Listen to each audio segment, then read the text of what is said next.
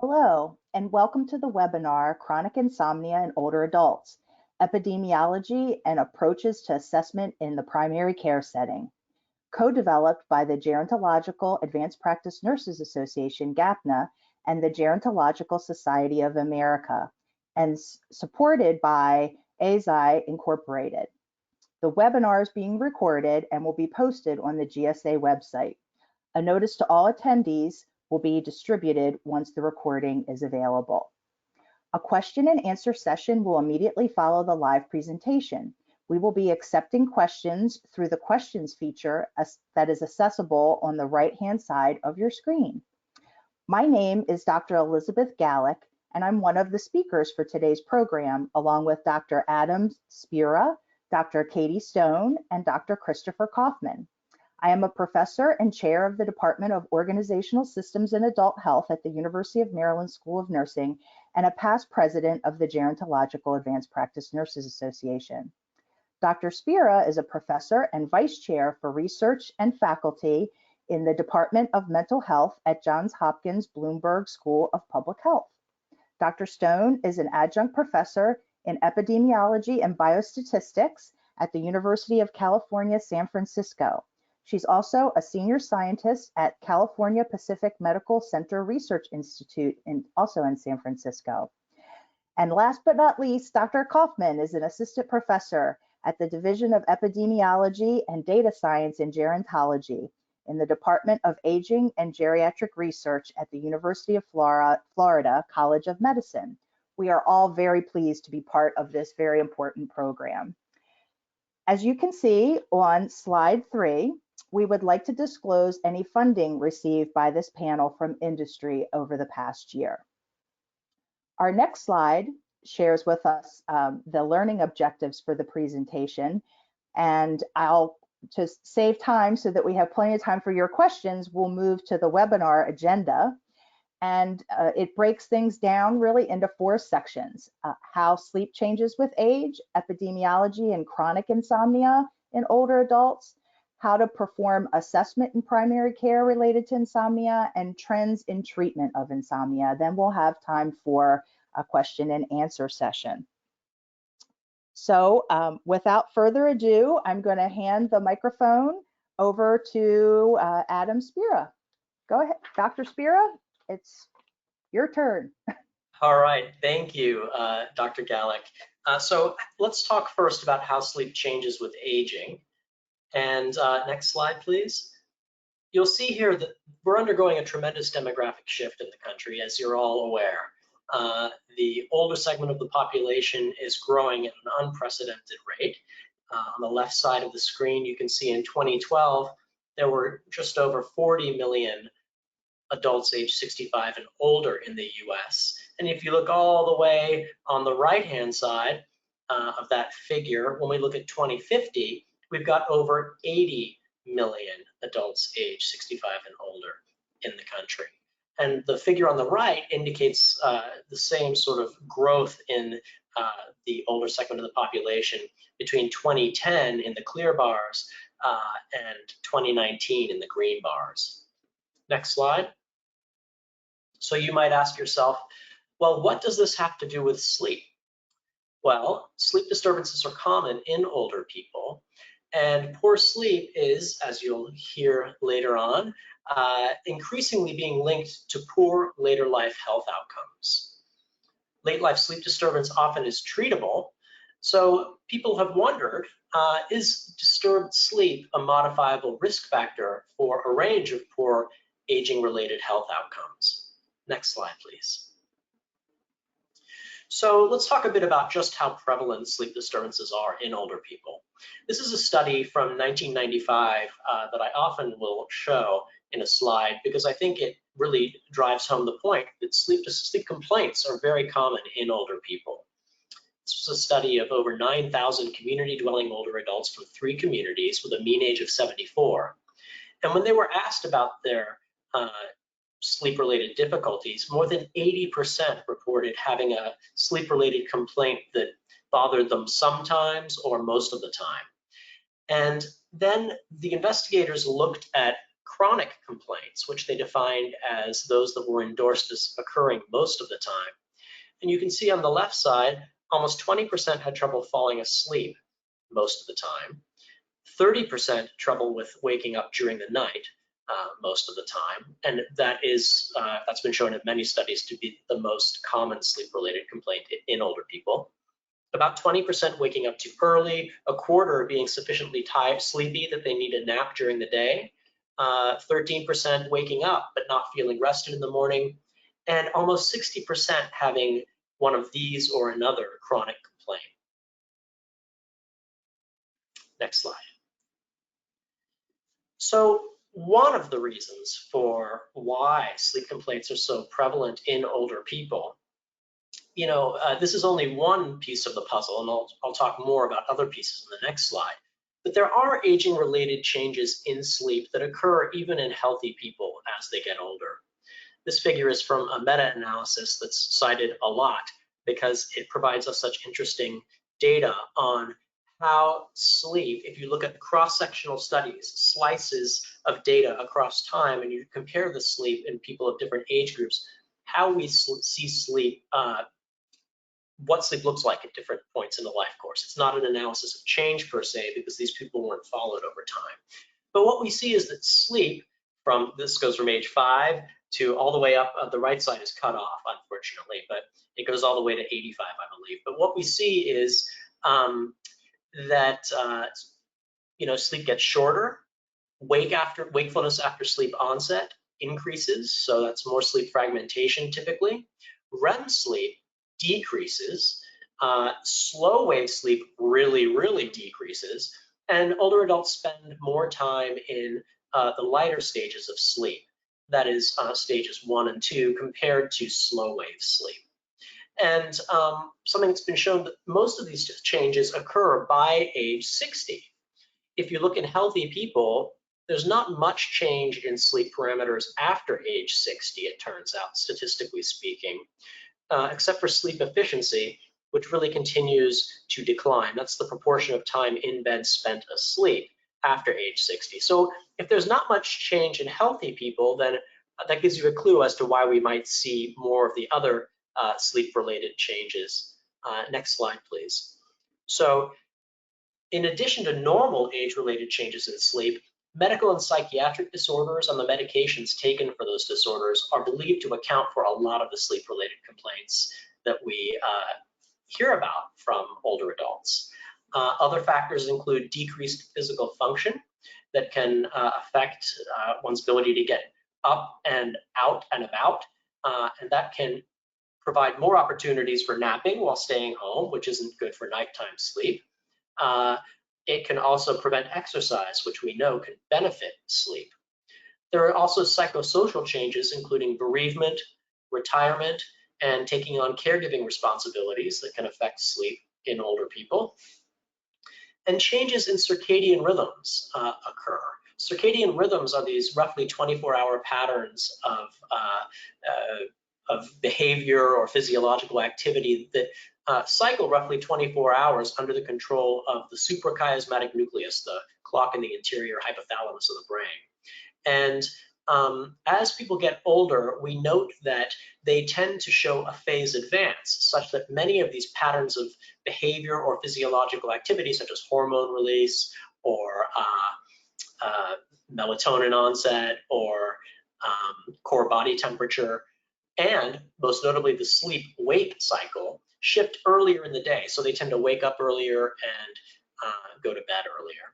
And that can lead to sleep complaints if someone is waking up at 4 in the morning because of a phase advance. On the other hand, if they're getting in bed around 9 p.m., that's 7 hours of sleep, so it's not so bad. So these things have to be interpreted in context. Finally, sleep disorders such as sleep-disordered breathing increase in prevalence with age and can affect sleep and lead to sleep complaints. Next slide, please.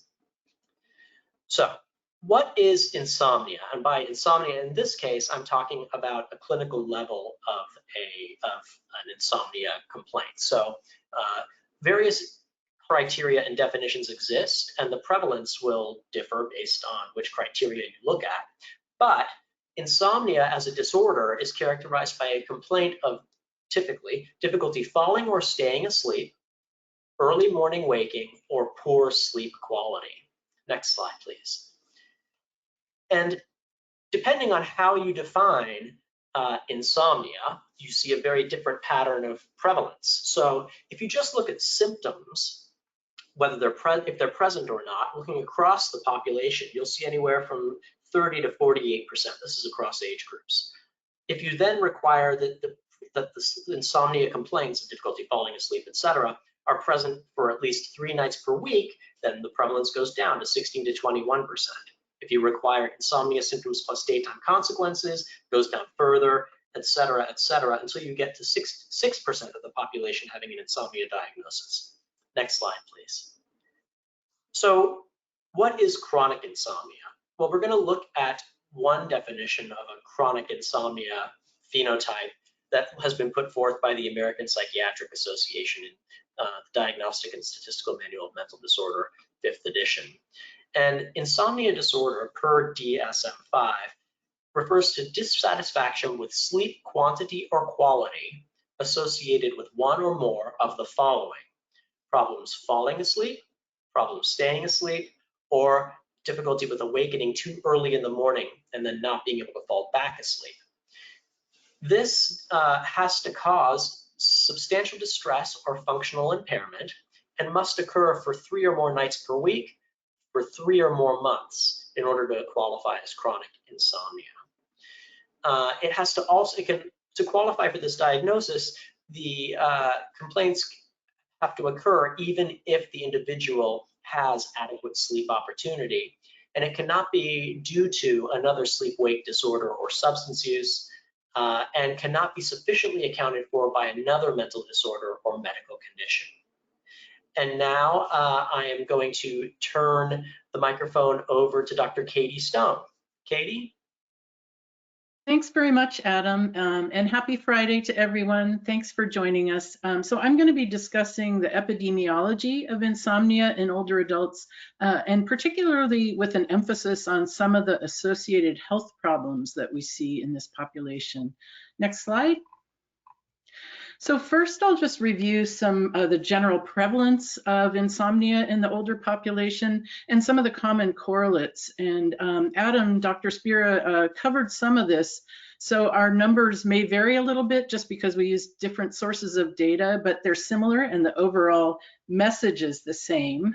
So first of all, insomnia complaints are very common in older adults. Based on a 2002 national survey of older adults conducted by the National Sleep Foundation, about half of older adults report some symptoms of insomnia. So it's absolutely a common problem. However, in that same survey, fewer than 5% actually reported that they were diagnosed and or treated for their insomnia symptoms. The reason for this gap may be twofold. It's very possible that many of these people didn't meet the criteria for chronic insomnia, which Dr. Spira just defined a bit earlier. But also, many older adults just don't discuss their sleep problems with their provider. So this is another problem that needs to be addressed. And in fact, in a later survey that was published in 2011, it was found with a more detailed insomnia questionnaire administered in a managed care plan beneficiaries that as many as 20% likely met the criteria for chronic insomnia. So there's definitely a gap and needs to be more awareness of this common problem. Furthermore, insomnia is known to be more common in women than men, and this is true at all ages. It's also more common in African American or Black adults. And this may be due to a higher burden of chronic illness, which is a major contributor to insomnia and common in this population. Finally, untreated insomnia leads to increased healthcare utilization and expenditures. And this is even likely underestimated because these estimates likely don't take into account all of the other associated health problems that are linked to insomnia. Next slide. So this slide is just showing some of the factors that contribute to insomnia in older adults. And again, Dr. Spira covered some of these, but there are a number of social factors and life transitions that are particularly unique to the older population, including retirement, caregiving and related stress, as well as bereavement and nursing home placement, which can all impact insomnia symptoms in older adults. And then there are a variety of physical and mental health conditions that are known to contribute to insomnia, including depression, chronic pain, nocturia, medical illness and multimorbidity, medications and use of multiple medications or polypharmacy, dementia, and disability and functional decline, as well as behavioral factors like reduced physical activity levels or increased use of alcohol and caffeine. Next slide. Perhaps less is really known about the fact that chronic insomnia is linked to the development of future health problems. And these include mental health conditions such as dementia, depression and anxiety, as well as physical health problems, including diminished health-related quality of life, and even increased risks of hypertension, obesity, and diabetes.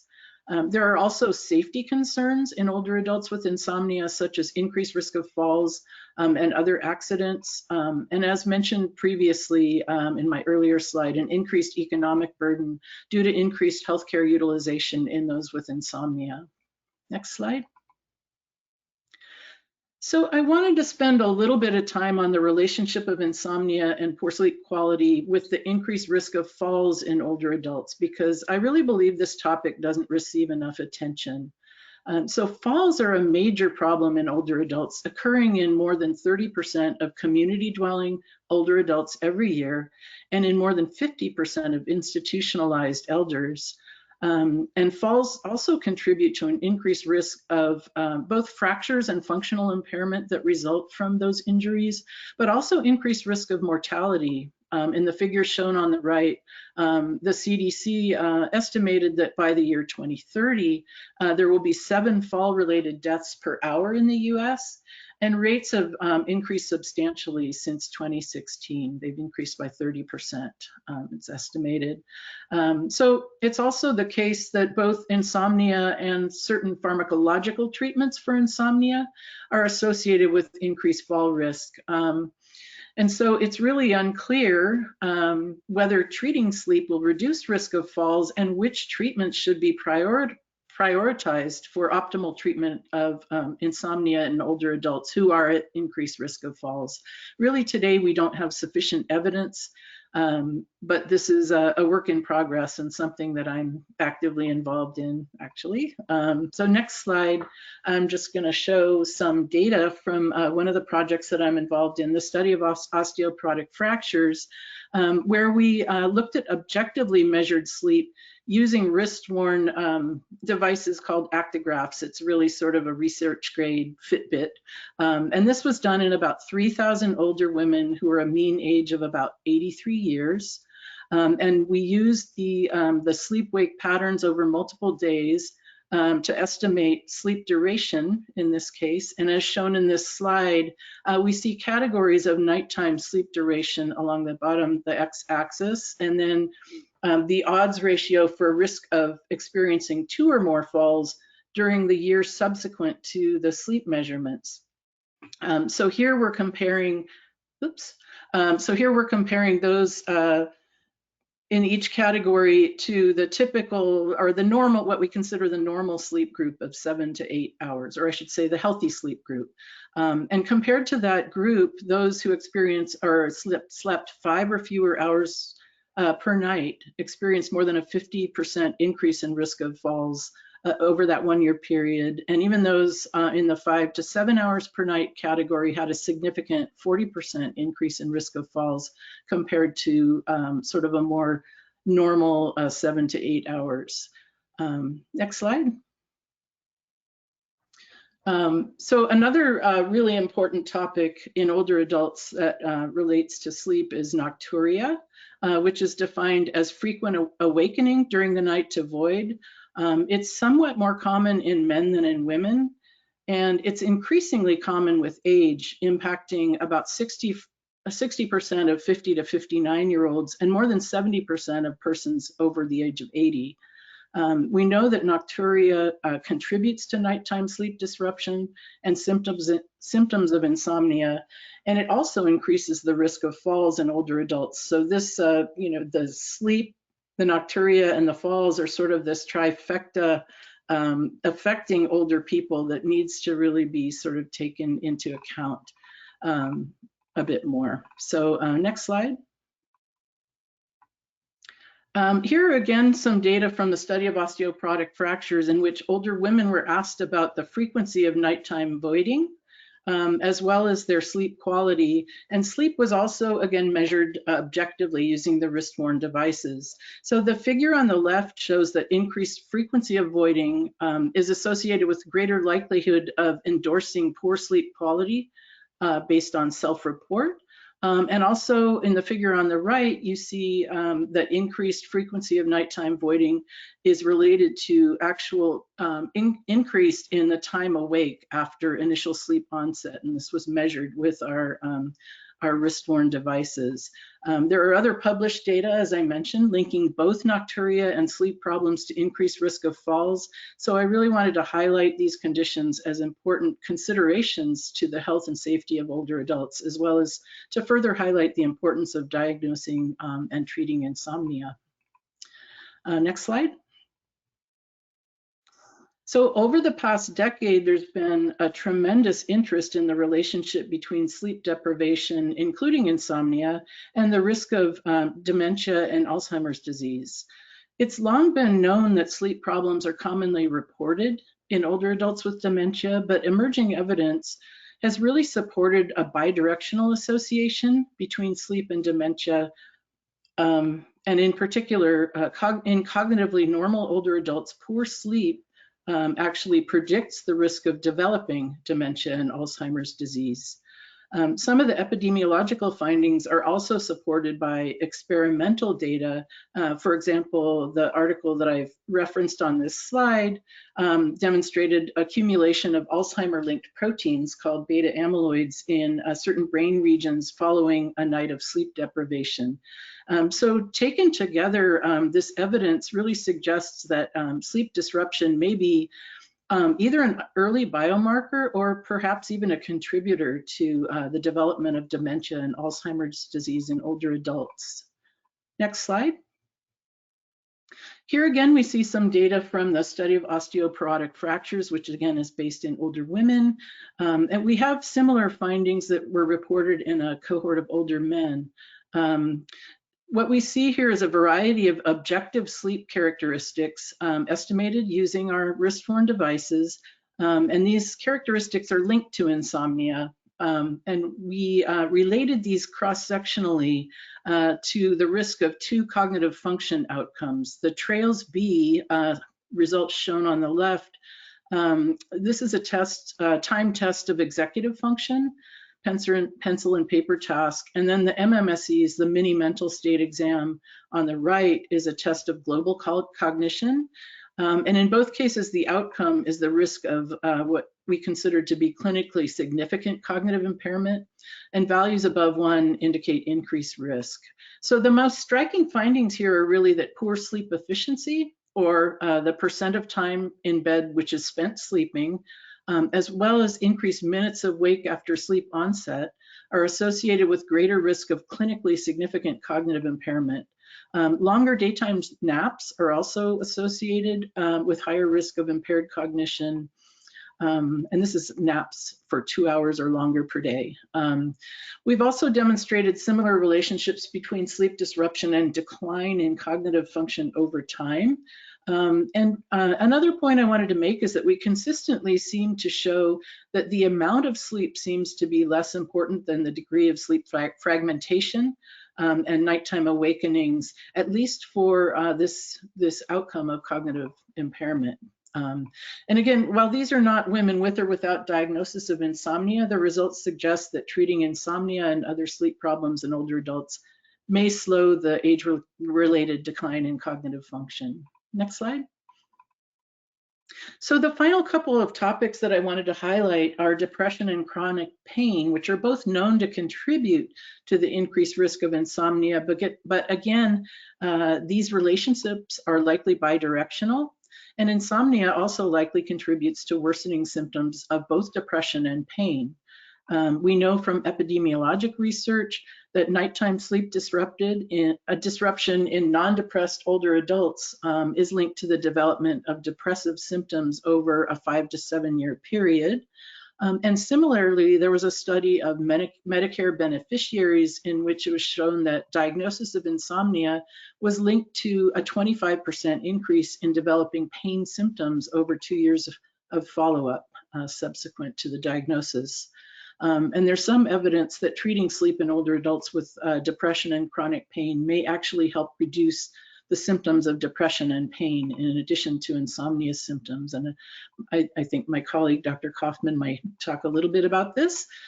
So finally, next slide.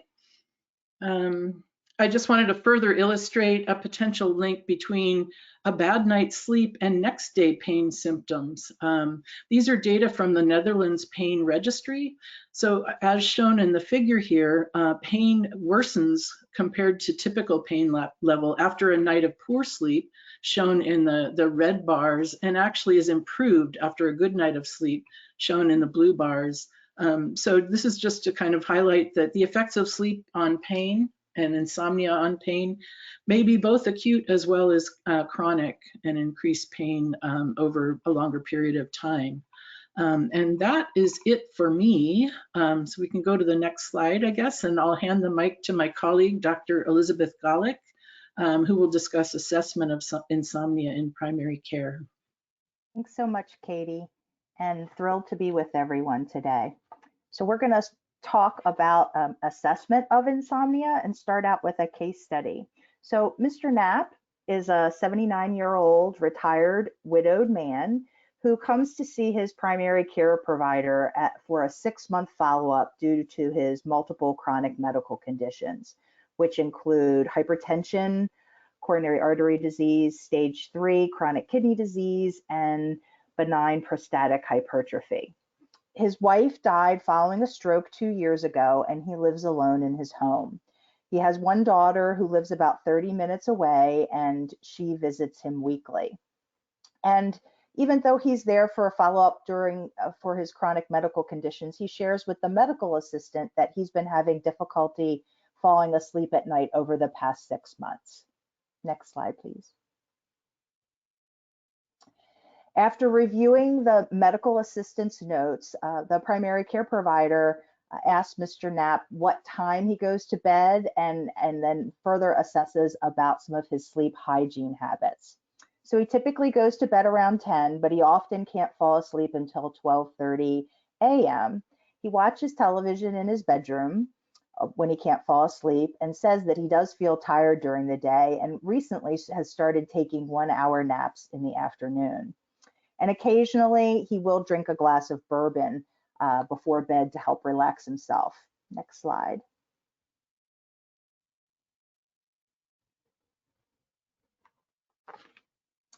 So Mr. Knapp, aside from his glass of bourbon, he does not use any tobacco or any illicit drugs.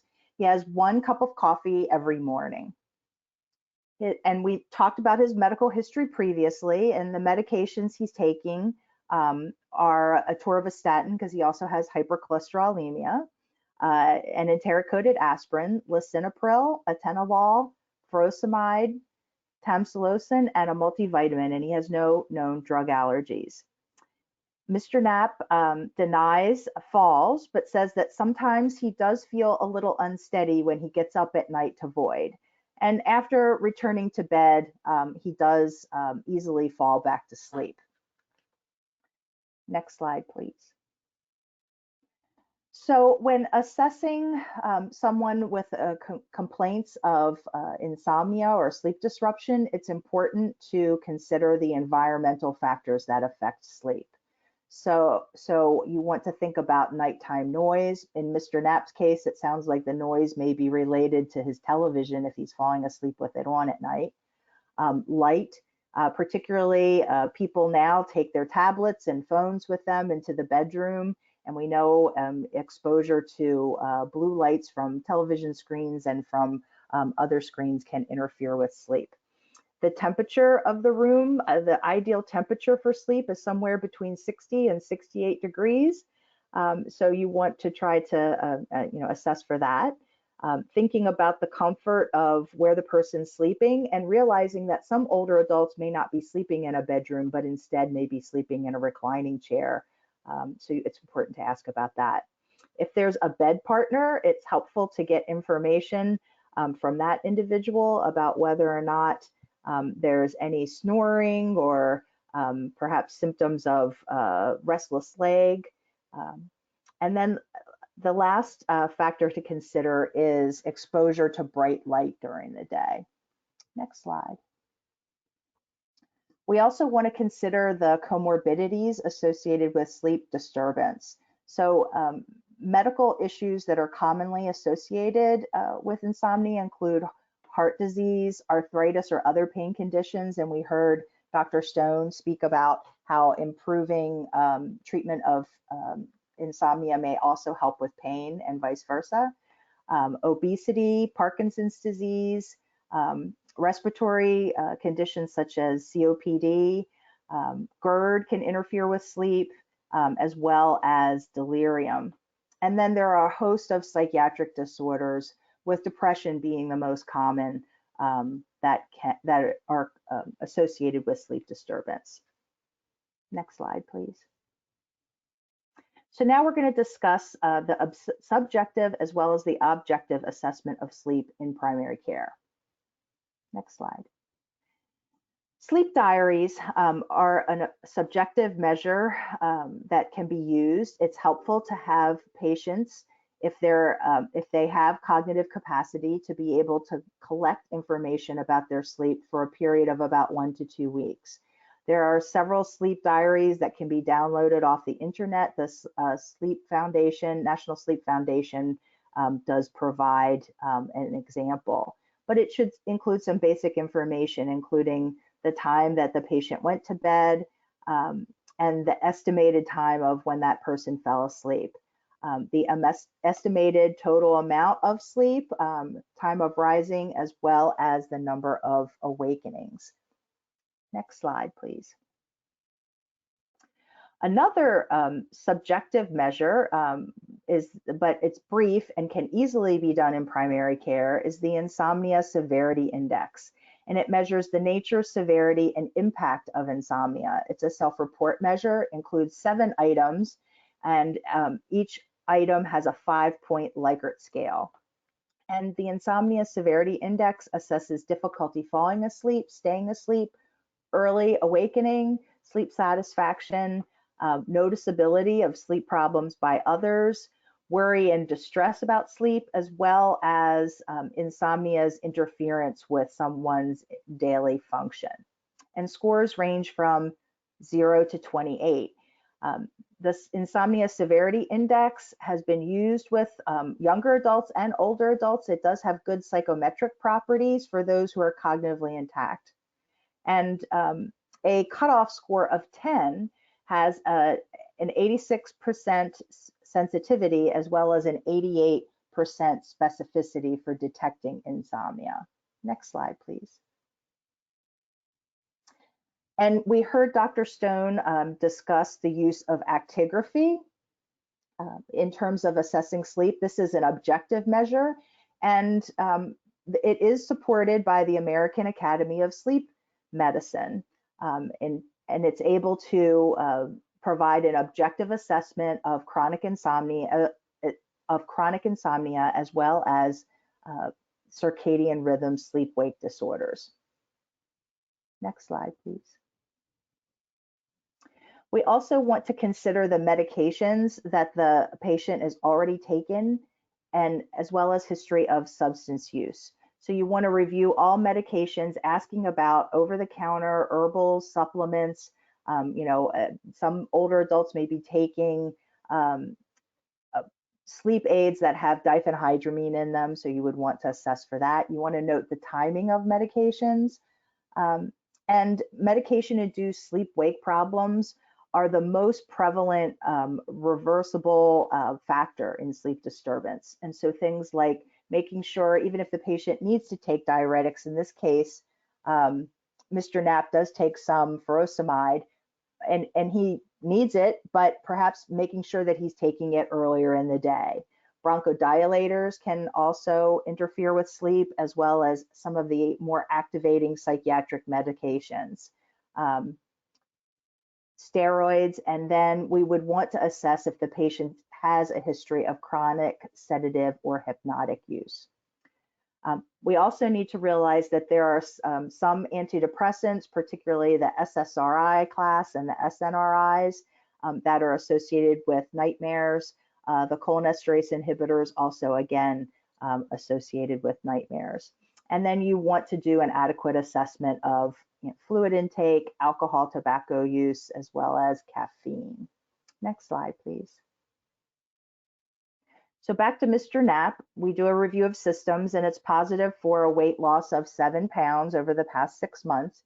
He does have some urinary frequency consistent with his BPH and nocturia. He denies having shortness of breath, palpitations, chest pain, snoring, incontinence, and dysuria. And his BMI is 24. His exam shows, because we were concerned he was feeling a little unsteady, and we heard from Dr. Stone how, falls are a big risk factor. He's not orthostatic. He does have a wide base gait, but it's steady, and the rest of his remaining physical exam was non-contributory. You do an insomnia severity index score, and he scores above a 10 to a 14, so he's having significant symptoms of insomnia. A PHQ-2 is done and indicates that it's positive for depressed mood and anhedonia. And so a PHQ-9 is done and is indicative of showing a possible depression. And so this patient will require further evaluation with a mental status exam and a cognitive assessment, because we also heard about the relationship between sleep impairment, insomnia with dementia as well. And in this case, we need to consider depression as a diagnosis and a possible contributing factor to insomnia. Next slide. So some case study takeaways. Really, in the beginning, if that medical assistant hadn't communicated either in writing or verbally to the primary care provider, we don't know if Mr. Knapp would have mentioned it again. So employing team-based care and communication about sleep issues is important. Also, it's important to explore sleep habits or hygiene as part of the assessment process, and then considering those relationships between the medical comorbidities, medications, and mental health. And then lastly, making sure that we're doing everything within our power to minimize the risk of falls for someone who's has insomnia and is up at night. Next slide. So now I'm going to turn it over to Dr. Christopher Kaufman. Chris? Well, thank you, Dr. Gallick. My name is Chris Kaufman. I'm an assistant professor in the Division of Epidemiology and Data Science in Gerontology within the Department of Aging and Geriatric Research at the University of Florida. I'm going to briefly give an overview of various insomnia treatments. I will add, though, that we are going to be having another program in the near future that will discuss treatment decisions and those in more detail. But our purpose here is to provide an overview of the available types of treatments and how they may address insomnia symptoms and other health outcomes. But before we talk about them in more detail, I want to provide an overall conceptual framework for the various treatments that are available. They can be classified into two groups, cognitive behavioral approaches and pharmacologic.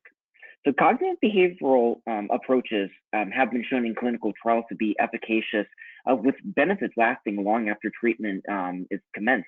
However, the benefits may not be readily apparent in the short term. They can be used alone or in combination with pharmacotherapies. So pharmacologic therapies, on the other hand, may provide immediate benefits, but these benefits may not be sustained long term. And additionally, there are some concerns about their safety, particularly when used in vulnerable populations like older adults. Use of these agents has been shown to be associated with falls and hip fractures, cognitive impairment, and motor vehicle accidents. And these risks can become greater when medications are used with other sedating medications or even consumed with alcohol. Next slide. So cognitive behavioral therapies might include sleep hygiene education and a more manualized treatment called cognitive behavioral therapy for insomnia, CBTI for short. The goal of these therapies are to target anxiety-producing beliefs about sleep overall, but also to encourage behaviors that promote and sustain healthy sleep habits over time. Again, these treatments have been shown to be highly efficacious without the risks of adverse health outcomes I mentioned in the previous slide. But it should be noted that the American College of Physicians in 2016 recommended CBTI as the first-line treatment for chronic insomnia. The next slide. So several pharmacotherapies are available that also address many of the symptoms of insomnia. So FDA-approved sleep medications, colloquially known as the Z drugs, may help with both initiation and maintenance of sleep during the night. At the same time, there are also a number of medications with sedating properties that are often used off-label for insomnia. One example being atypical antidepressants such as Fresno. Actually, one recent paper in JAMA in 2020 showed that there was an increase in prescribing of trazodone, possibly due to them being used for sleep. And this far outpaced the prescriptions for zolpidem, one of the Z drugs. Herbal products and over-the-counter medications such as melatonin are also commonly used by patients, but can sometimes be not used under clinician oversight. And that is important because less is known about the safety and effectiveness of these agents. So in summary of all the pharmacological therapies available, they all have their both benefits and risks. And these need to be weighed when making treatment decisions. And next slide. Now, I've talked about both behavioral and pharmacological treatment options. Here's data from a study published in JAMA that compared sleep quality before and after treatment with CBTI, as well as zolpidem, which is, again, one of the Z drugs. So overall results showed that the quality sleep quality improved more so in the CBTI group than in the zolpidem group. And the benefits lasted long after therapy was concluded. So this figure here shows changes in sleep efficiency, which is a measure of sleep quality. Higher percentages mean that you slept more during the night, and versus lower percentages, which you didn't sleep at all during the night. So it shows sleep efficiency pre-treatment seen in very dark gray, post-treatment seen in moderate gray, and 6 months follow-up shown in light gray. And again, it's comparing CBTI to zolpidem. And here you can see that when looking at objective measures of sleep under polysomnography, sleep efficiency became better after treatment with CBTI, and these benefits lasted at the 6 month follow-up. The same was not seen for zolpidem, which showed no change in sleep quality across time points. Next slide. And in fact, treatment of insomnia, particularly with CBTI, may have benefits for health well beyond just sleep alone. Here's data from a study that evaluated CBTI to address insomnia among those with depression. And not only did they find that sleep measures improved after treatment, but also depressive symptoms improved as well at a more profound rate than control conditions. Next slide. And finally, here's data from another study that evaluated treating insomnia with CBTI again among those with chronic pain. And they also showed improvements in reports of pain for a number of metrics, including pain intensity, pain's interference with daily activities, and disability resulting from pain. Next slide. So to summarize our entire presentation, sleep disturbances in older adults are highly prevalent and often underdiagnosed. And there are age-related changes in sleep quality due to a number of factors as people age across the life course, including the development of chronic disease and environmental factors. And these factors need to be considered when crafting treatment plans for these patients. Next slide. So before we end, we wanted to give a little plug for our interest groups that we have as part of the Gerontological Society of America, and that is the Sleep, Circadian Rhythms, and Aging Interest Group. So we are a group at GSA that aims to build a collaborative community to connect members that are interested in sleep and circadian science. We will be having a business meeting in October, specifically on October 21st, 2021, and a link will be available in the very near future, which you are more than welcome to attend. We also host a number of other activities throughout the year, including a sponsored symposium at the annual GSA conference. So feel free to email us if you would like to join. Next slide. Thank you very much, Chris. Before we move to the question and answer portion of the program, please know a webinar survey will automatically launch after the webinar. In an effort for continual improvement, we would like to hear your thoughts. So please provide feedback by clicking the survey link at the end of the webinar. Now moving along to our question and answer session. Just a reminder that you can type and send questions using the questions feature in the dashboard that's accessible on the right-hand side of your screen. We will not be using the raised hand feature today, so if you have a question, please be sure to use the questions panel. Dr. Spira, Stone, and Kaufman and I will do our very best to answer as many questions as possible, time permitting, during this last part of the webinar. So I'm going to get us started, and the first question we have submitted is for Dr. Stone. So Katie, the question is, why did fall risk increase with greater than 8 hours of sleep?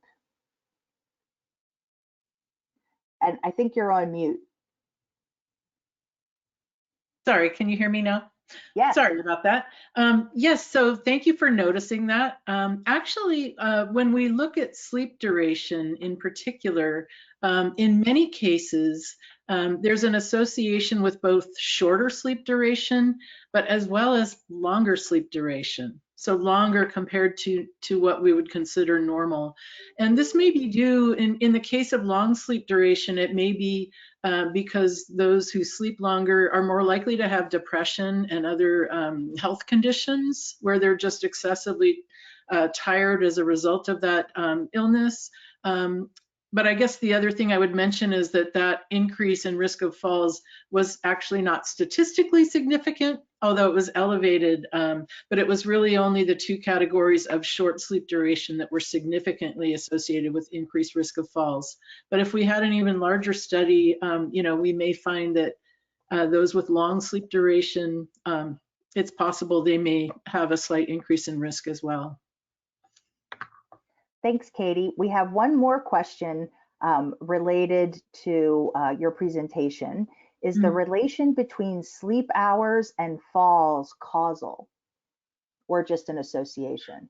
Well, it's an association, but we believe that it's likely causal. It's just that we don't have evidence based on our epidemiologic studies. We're not identifying causal associations. So to take it, and this is, it's further confounded by the fact that people who have sleep problems may be using medications or other treatments. They may also increase their risk of falls. So what we really need to do is test some treatments for sleep and see if we can have an impact on risk of falls. and compare those treatments to each other, because some may be preferable in terms of reducing risk of falls. In particular, cognitive behavioral therapy may be better than like a zolpidem, and those are things that we still need to look into. Thanks so much. So we have another question, a couple of questions and comments related to assessing grieving process among older adults. So in someone who may be grieving, how long would sleep changes be expected to last? This may be in reference to the case study, and so I'll kind of take a stab at it. It would be important to assess with Mr. Knapp. His wife had died 2 years earlier, but you'll notice that his sleep complaint didn't begin until 6 months ago. Some of the other attendees brought up the fact that it could be kind of a delayed grief reaction. And so it would be important to kind of assess the impact that his wife's death has had on him. Or it could be a timing in terms of an anniversary of an event. But typically with acute grief, you see the sleep complaints happen more in time with the stressful life event. And let's move on to some other questions. So it says, hello, Dr. Spira and Kaufman from Lennis. This question is for everyone. Regarding the association between insomnia and pain, I was curious if any mechanisms have been suggested to mediate the relationship between them.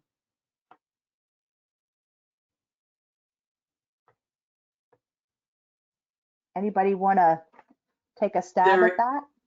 There is, it's interesting. So several researchers, including Dr. Michael Vitiello, Dr. Michael Smith, and others have investigated, for example, links between osteoarthritis pain and insomnia. And the thinking has been that there is a bidirectional association between pain and insomnia, such that insufficient sleep sort of predisposes one to experiencing greater pain or increases nociception. And of course, pain can interfere with sleep, really fragmenting it with things like alpha intrusions, which are lighter stages of sleep. So things seem to go both ways. I am not well enough informed to provide any details on the neurological mechanisms by which insufficient sleep might increase nociception or pain. But maybe that's an interesting topic for a future podcast or webinar. Who knows? Thanks so much, Adam. I will say, I could jump in and say there have been a few studies showing that sleep tends to modify pain sensitivity. So there's it alters the pain threshold in effect. And there are also some potential mediating effects based on greater levels of depression in people with insomnia. So those aren't like molecular level mechanisms, but there's some potential pathways. Thanks, Katie. So we have another question. Which has worse long-term consequences? Lifelong primary insomnia or chronic use of low-dose zolpidem? That's a tricky one. Is there any research that addresses, kind of comparing those two? I'm not familiar with any, but Dr. Kaufman, perhaps? Well, I will say that I think it's important to address sleep problems in any way you can. And there are concerns about the use of these medications, particularly with falls, and especially in older adult populations. And so I would guess that moving forward with some of these more behavioral treatments and trying to address chronic insomnia, without the use of these medications may be appropriate. Thanks.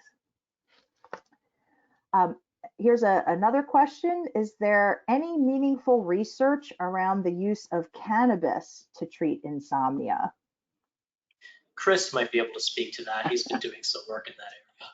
Yeah, I'm doing some. I'm just starting, but you know, it does appear to help with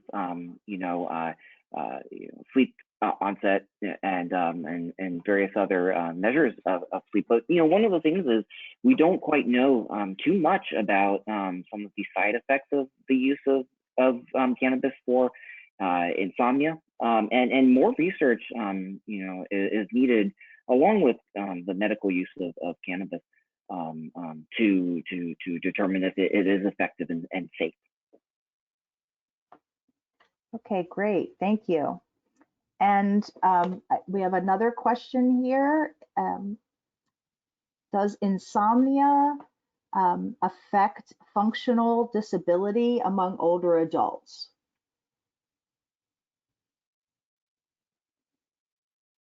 So it's an interesting question. It's one of the things that I know Katie has done some work on, and I've done some work on, looking not as much, and Chris as well. We've published on this, and we've shown that sleep complaints are associated with,